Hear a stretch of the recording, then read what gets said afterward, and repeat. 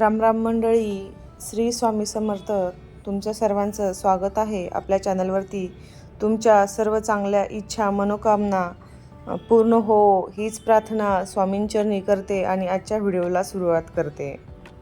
तर बघा, आजच्या व्हिडिओमध्ये आपण महादेवांच्या पूजेमध्ये काय चुका करायच्या नाहीत ह्याविषयीची सविस्तर माहिती पाहणार आहोत. पहा, शास्त्रानुसार श्रावणी सोमवार भगवान शंकरांची पूजा केली जाते आणि या दिवशी उपवास व्रत देखील केले जातात. महादेव आणि माता पार्वती प्रसन्न होतात आणि आपल्या भक्तांच्या सर्व मनोकामना इच्छा पूर्ण करतात अशी भावना आहे, अशी मान्यता आहे. पहा, भोलेनाथ हे भक्तांच्या छोट्याशा भक्तीसाठी आतुर असतात आणि ते छोट्याशा भक्तीने सुद्धा ते प्रसन्न होतात. त्यामुळे या दिवशी तुम्हाला त्यांना जे आवडतं त्या गोष्टी करायच्या असतात.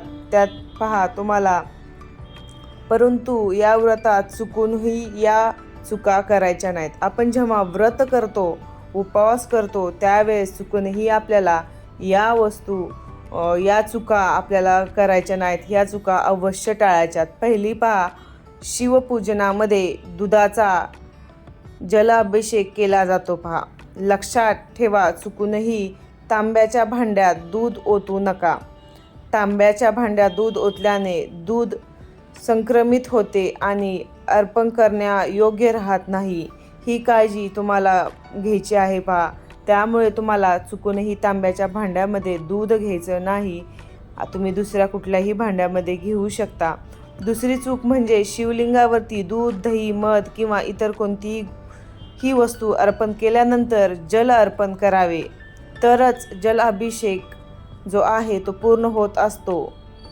पहा, कुठलाही अभिषेक तुम्ही घाला, पंचामृताचा घाला, मधाचा घाला, जो तुम्ही घालणार असाल ते घालून झाल्याच्या नंतर तुम्हाला अवश्य तिथे जल अर्पण करायचे आहे आणि मगच जल अभिषेक जो आहे तो पूर्ण होत असतो असे मानले जाते. पहा, तिसरं म्हणजे आपल्याला शास्त्रानुसार शिवलिंगावरती रोली आणि कुंकवाचा टिळा कधीही लावू नये. पहा, तर कशाचा लावायचा मग?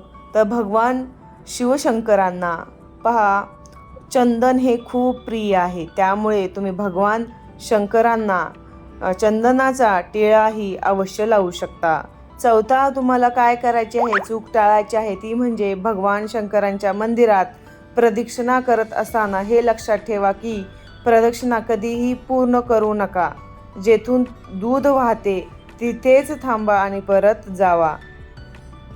पाचवी चूक आपल्याला टाळायची आहे, ते म्हणजे महादेव शिवशंकरांच्या ह्याच्यामध्ये कधीही नारळ किंवा नारळाचे पाणी शिवलिंगावरती अर्पण करू नये.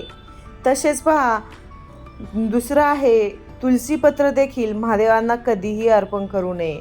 या ज्या चुका आहेत त्या तर आपल्याला टाळायच्याच आहेत. त्याचबरोबर आपल्याला महादेवांच्या पूजेमध्ये केतकी आणि केवड्याची फुलं वर्ज्य असतात. पहा, केतकीची आणि केवड्याची फुलं हे तिथे अर्पण करायची नसतात. तिथे तुम्हाला पांढऱ्या कलरची फुलं जे आहेत ते तुम्हाला तिथे भगवान शंकरांना अर्पण करायची आहेत.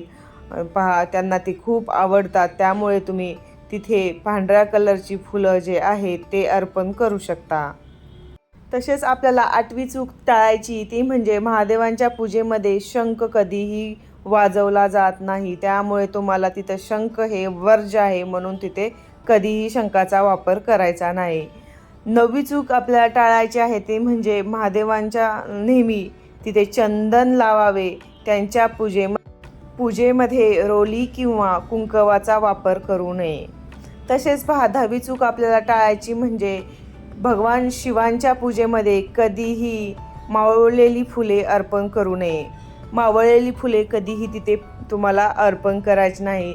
शिवांच्या पूजेमध्ये नेहमी ताजी फुलं तुम्हाला अर्पण करायची आहेत आणि दुसऱ्या दिवशी गंगेच्या शुद्ध पाण्यामध्ये आंघोळ करून शिळी फुले काढून टाकावीत. महादेवाच्या पूजेमध्ये तीळ आणि चंपा या फुलांचा वापर केला जात नाही. या गोष्टी तुम्हाला काळजी घ्यायची आहे.